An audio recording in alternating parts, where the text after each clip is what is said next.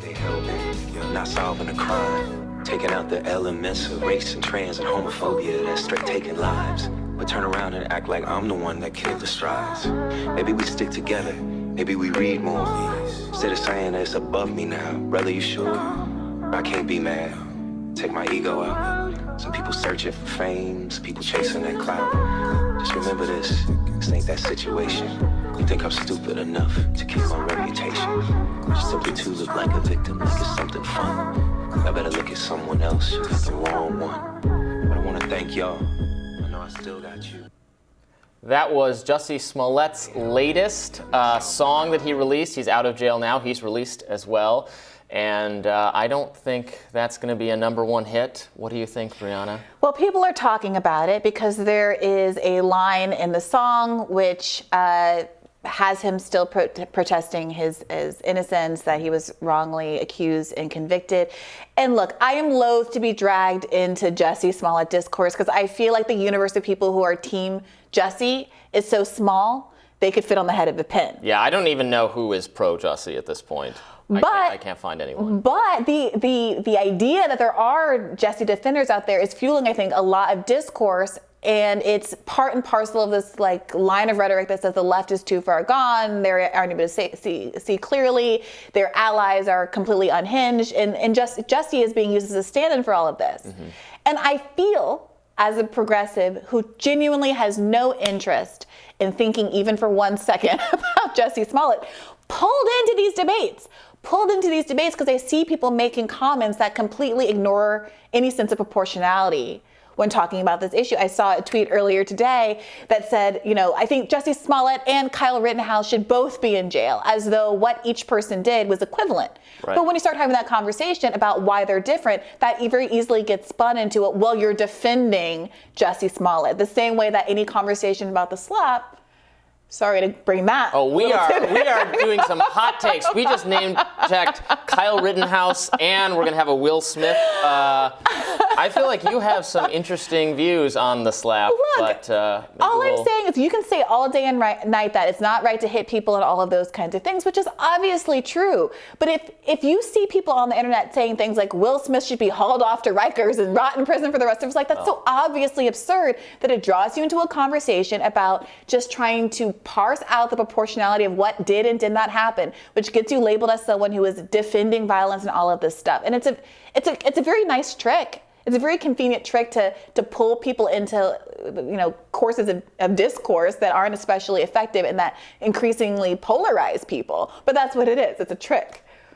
Well, okay, it is. But the thing with Jussie is he just won't admit that he did it, and he set up the media, and that they, like, brilliantly, and they played into it. It's more about, it's less about like what Jussie did or that he has to go to prison. Like, he shouldn't have even gone to prison. He's not a threat to anyone. Prison is to protect society from violent people, is what I believe prison is for. Fine, but the media's culpability in pushing this on people. Similarly, I would say to the Kyle Rittenhouse story, in which there was a lot of irresponsible reporting right up until the very end, right through to the acquittal about how he had claims that he had shot black people, he had not shot black people, lots of confusion or lack of awareness because of media reporting that he actually was, and obviously people can have a difference of opinion on what should have happened to him. I thought they were right to find him not responsible, but that he was, fearing for his life and those kinds of things. Obviously shouldn't have been there. It's a complicated situation, not one that the mainstream media was giving a full, all the facts out for viewers. And then then I think there's a subset of, or certain viewers, certain liberal watchers or readers who were expecting conviction in the Kyle Rittenhouse case, and then we're expecting, when Jussie says this and it's covered this way, hate crimes increasing, it plays into this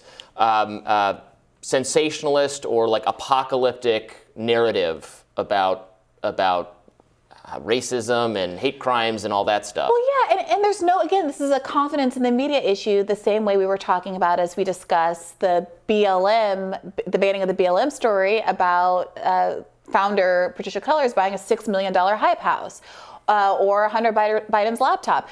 When the Jussie Smollett story initially emerged. And you had all of these high profile figures, politicians, all caught up in this saying, free Jussie, he's innocent. Kamala Harris, I think even Bernie Sanders did a free Jussie tweet at a certain point back in the day.